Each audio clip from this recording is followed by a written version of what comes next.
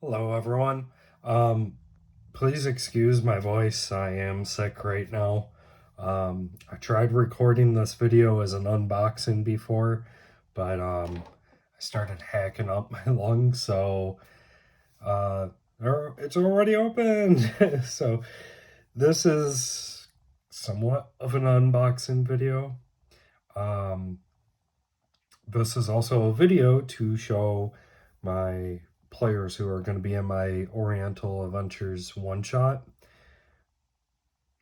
that I got the books in and show them what we got. So, Old School Essentials is pretty much Dungeons and Dragons first edition, cleaned up a lot more, where it reads a lot easier. Before, it was written more for wargaming. Now, you have your classic set and you have the advanced. Back then with D&D, you had your basic and you had your expert, and that's what these two implement. Now, think of advance as kind of like a DLC to the main game, and that's what classic is the main game. So first, we'll look at this. So, one thing I love with this is all the books are separated.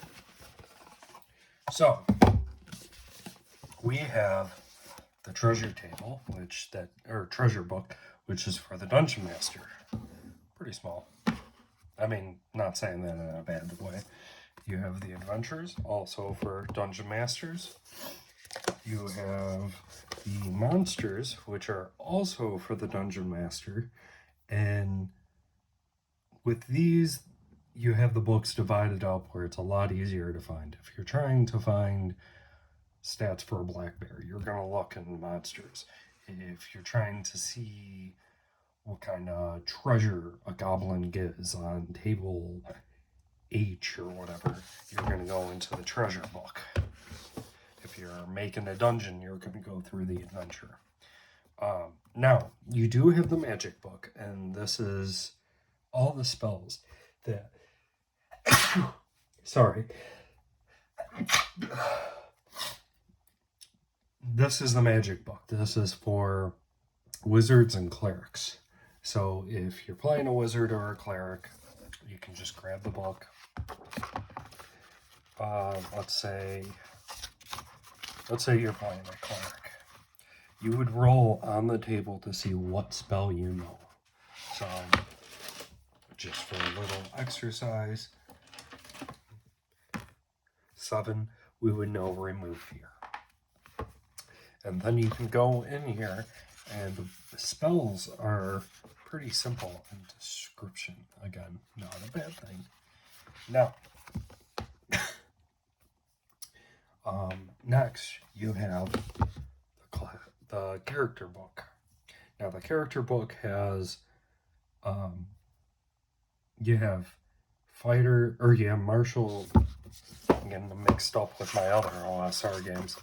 So you have cleric, dwarf, elf, fighter, halfling, magic user, and thief. So you can play any of those classes. Yes, dwarf, elf, and halfling are classes. However, in the advanced book, it provides rules for race and class instead of race as class. Now, the purpose for that is if you do race as class, I don't want to say it restricts you, because it's not like you can only roleplay one way, but it narrows the way you roleplay the character, and by doing that, you get little perks that nobody else gets, and it makes humans a lot more verse. Humans are clerics, they are fighters, they are thieves, all that. Now, we'll go into the advanced book and check that out, or advanced box. Let's move the classic out of the way. Now, I should mention, when we run our Oriental Adventures game, for the players who are watching, we are not going to be using any races other than human. And I have, I believe it was 7 classes I converted. But, yeah. So, once again, we have more treasure. We have more monsters. And for those players that I know would love to see it. See, I'm upset at my last unboxing. I opened it up by accident on the first page. Here's the stats for the Tarrasque. I'm only showing because I'm not going to use that. So, next you have the Magic Book, which this is for illusionists and also for druids. So, you have more spells. And then we have the characters. Now, characters, you have for classes Acrobat, Assassin, Barbarian, Bard, Drow, Druid, Duergar, Gnome, Half-Elf, Half-Orc, Illusionist, Knight, Paladin, Ranger, and Zerf Neblin. Now,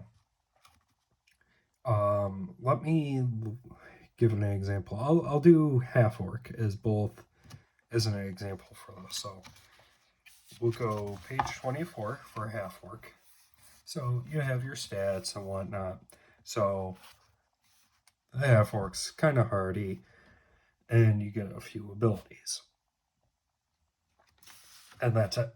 That's what you roll, or this is all you got to keep track of by doing race as class. And it tells you how they role play, what the class is good at. Like, for instance, a requisite they need is dex and strength. So that means that orcs are pretty dexterous.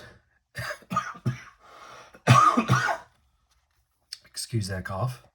I hope I don't cough too much on here. And strength. So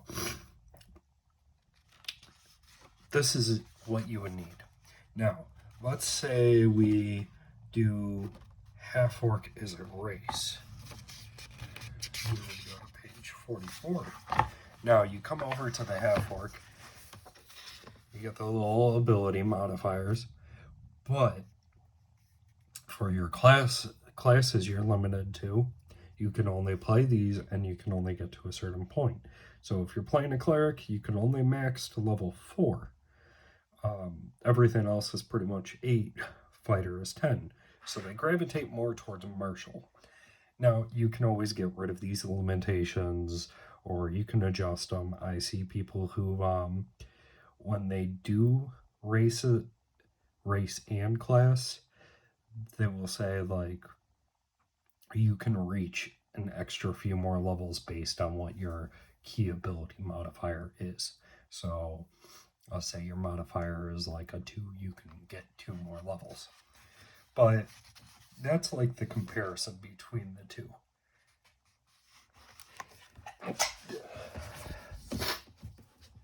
But I just wanted to show that off. And as a little honorable mention, I got Carcass Crawler, issue 3. I do own issue 1 and 2 as PDFs. I want to get them physically at some point, but these are just additional races, classes, and monsters and whatnot. You got the Beastmaster, you got Dragonborn, Tiefling. So just wanted to show you there are a lot of options in this game. It's very simple.